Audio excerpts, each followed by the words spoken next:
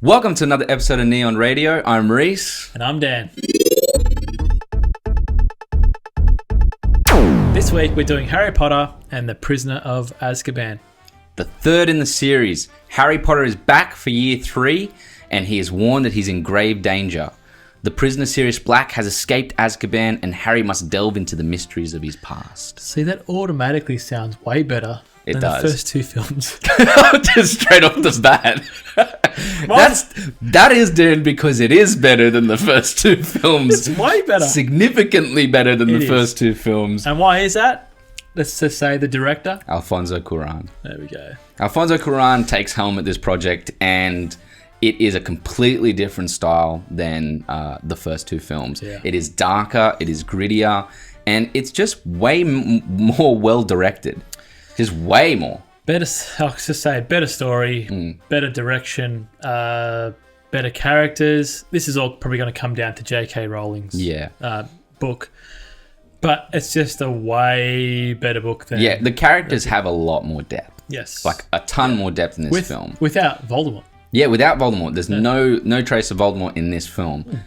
He's only named once in it where they're like, you know, master, an assistant will go back to his master. But that's it. Yeah. And he's just known as master. That's it. But that's not, didn't give nothing away. No. But yeah, definitely the acting in this as well is just above par. When you say acting, I think of Draco. We all know in the second Harry Potter, Draco was not good. I thought he was your favourite. This one is good. Yeah, he's good. And everyone else is better as well, though. Yeah. But it's interesting. See, his characters develop. Yeah. They're also aging in real time. So, yeah, you can see the actors have gotten much better at acting. Gary Oldman also comes into the frame, and David Thwart. Yes. Gary Oldman plays Sirius Black, and David Thwart are Remus Lupin, and they are the backbone of this film. They sure are, and they have a lot of screen presence. They do, a lot of screen presence, and really the introduction of these new characters are the most appealing for the film, especially for its themes, isolation and alienation, as all Potter films progress with, but also time. The second film this week to include time. As a form of like story, story progression? Yeah. It's fantastic. This movie, even the cinematography is...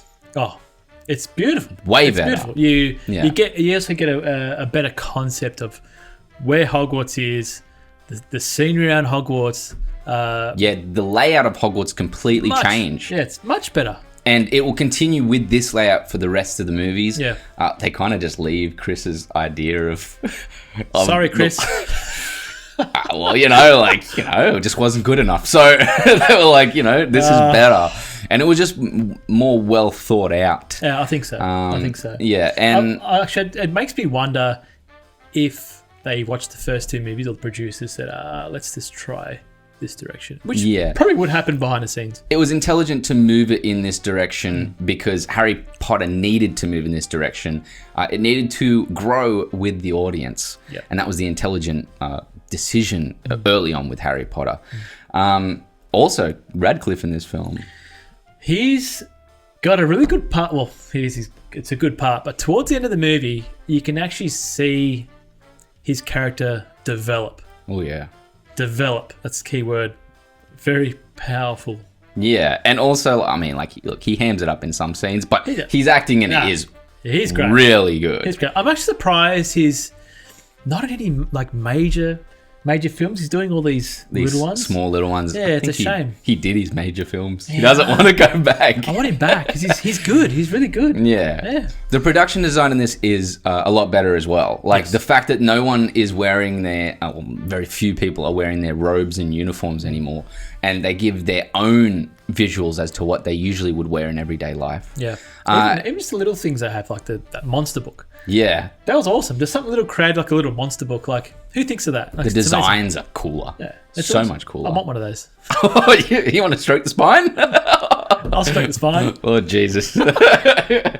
I think that all around, as a film, this pushes Harry Potter in the right direction. It does. Alfonso Cauron was the correct choice for this film. Yeah.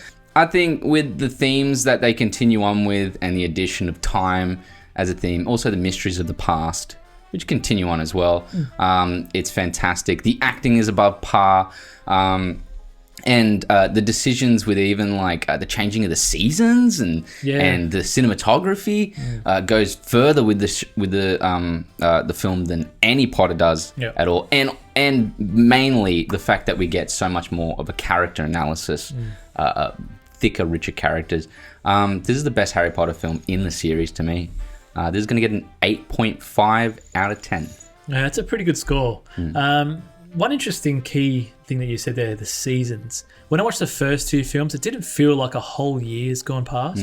But adding just that, what's it called, the thumping willow? The Whomping Willow. Whomping Willow. Yeah. Just adding that, showing just subtle changes of seasons, I thought was quite smart. Rather than just saying at the end, oh, that was a quick year at Hogwarts. And it was fun. It was. Like, it was cool to see. Yeah. It was. But yeah, that aside, look, it's probably my favourite Harry Potter film so far. If you were going to watch them again, start with this one. Yeah, if you're doing a second run through, a third run through, you don't really need to watch the first two. No. But yeah, I'm giving it an 8 out of 10 for this. This is my highest rated Potter film so far.